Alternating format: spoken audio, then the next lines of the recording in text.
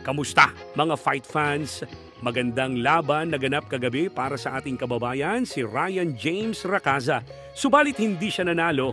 Pinakita niya sa lahat ng nagnood kung gaanong kalakas ang puso ng mga Pinoy. Naganap rin ang laban nito sa boxing promotion ni Jake Paul, MVP o Most Valuable Promotions. So syempre, maraming mata nakatutok sa kanila.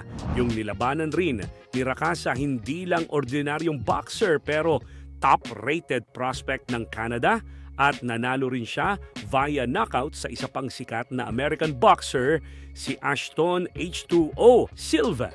Good right from Body. Another one! Oh my God! Oh my God!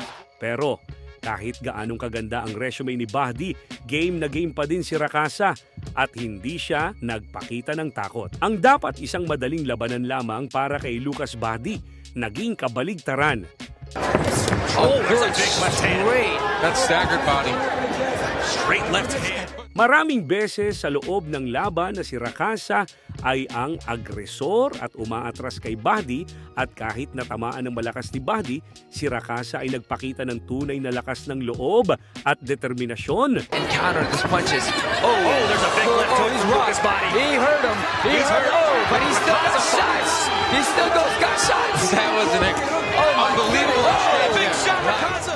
Nakalagpas na rin ang 2 taon mula noong huling laban ni Racaza pero makikita pa rin na kaya ng Pinoy ipalaban kahit ang pinakamagaling na prospect ng mga ibang bansa.